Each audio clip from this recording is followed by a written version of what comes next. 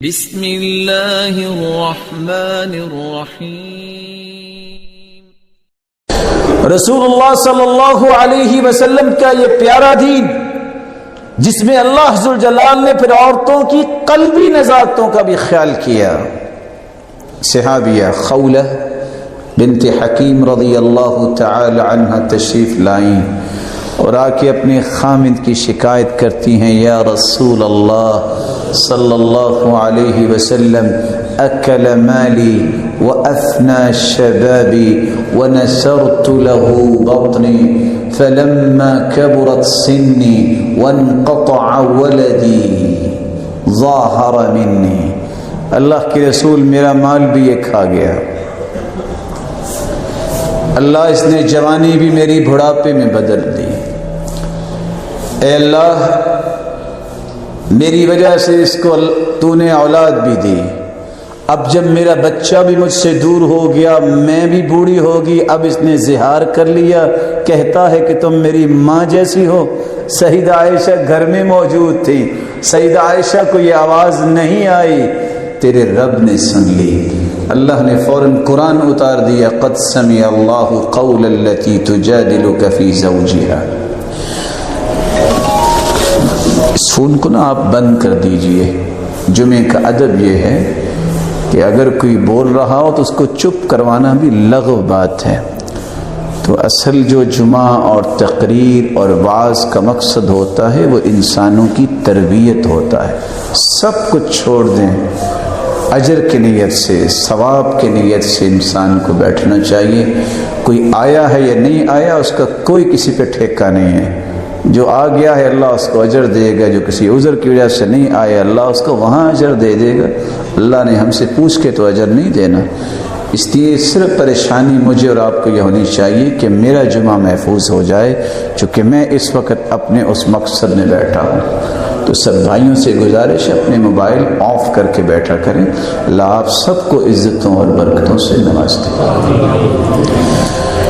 رسول اللہ صلی اللہ علیہ وسلم نے جو دین پیش کیا، اس دین میں عورت کی تخلیقی نزاکتوں کا بھی خیال رکھا گیا۔ مرد پہ جمعہ فرض ہے، عورت پہ جمعہ فرض نہیں۔ مرد پہ باجماعت نماز پڑھنا فرض ہے، عورت پہ فرض نہیں۔ مرد پہ جہاد فرض ہے، جب جہاد کا وقت آ جائے عورت پہ فرض نہیں۔ مرد پہ احرام کی پابندیاں ہیں، عورت پہ احرام کی کوئی پابندیاں نہیں۔ یہ اسلام کی عظمت ہے کہ عورت کو ان ساری مشکلات میں آسانی دے دی ہے، اور اس کے لیے آسانی کا پہلو کیا ہے اور اس کی تخلیقی نزاکتوں کا خیال رکھا ہے۔ بلکہ اسلام نے پانچواں پہلو یہ پیش کیا، جس طرح مرد چاہتا ہے کہ اس کا تشخص ہو، عزت ہو، مقام ہو، مرتبہ ہو، اللہ نے عورت کا بھی مرتبے کو اتار دیا۔ والذین یرمون المحصنات ثم لم یأتوا بأربعة شہداء۔ جو کسی پاک دامن عورت پہ تہمت لگائے گا، حکم یہ ہے یہ فاسق ہے، اس کی توبہ کو قبول نہ کیا جائے۔ اگر اس نے 4 گواہ پیش نہیں کیے تو 3 نتیجے آئیں گے، اس کو 80 کوڑے لگائے جائیں، اس کی توبہ قبول نہیں، اس کی گواہی قبول نہیں، اور یہ فاسق انسان ہے۔ ہاں اگر توبہ کر لے تو پھر اس کی گواہی قبول ہوگی۔ اللہ نے عورت کے تشخص کو بھی باقی رکھا ہے، بلکہ یہ آرڈر جاری کیا، جو کسی پاک دامن عورت پہ تہمت لگائے گا، لعنوا فی الدنیا والآخرہ، اس پہ دنیا میں بھی اللہ کی لعنت برسے گی اور آخرت میں بھی یہ ملعون ہی ہو رہا ہے۔ اللہ عز و جلال نے یہ 5 قسم کے اعزازات بھی دیے، جبکہ اس سے پہلے 5 قسم کی برابریاں اتار کے معاشرے میں عورت کا کردار بلند کیا۔ پھر مالک الملک نے 5 ایسے انعامات دیے جس کے نتیجے میں آج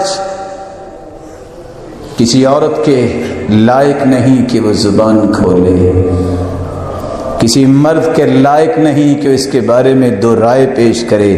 کوئی بتا سکتا ہے کہ سب سے پہلے مسلمان کون ہوا؟ کون ہوا سب سے پہلے مسلمان؟ خدیجہ رضی اللہ تعالی عنہا، یہ انعام دیا سب سے پہلے مسلمان ہوا تو وہ عورت ہوئی۔ سب سے پہلے اسلام کی عظمت کے لیے مال خرچ ہوا تو کس کا؟ خدیجہ رضی اللہ تعالی عنہ۔ یہ اعزاز اور انعام بھی اللہ نے عورتوں کو دیا۔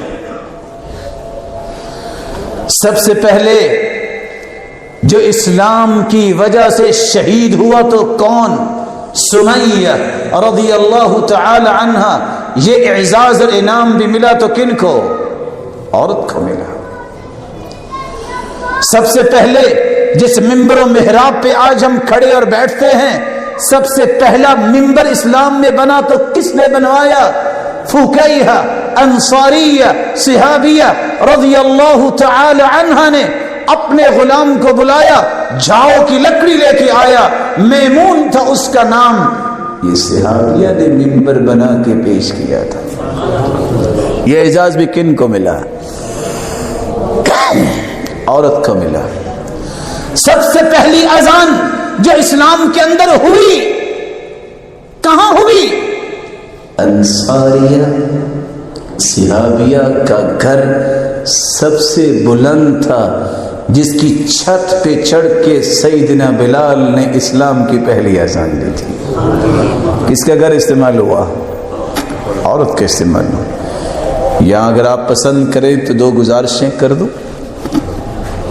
بولے نہیں۔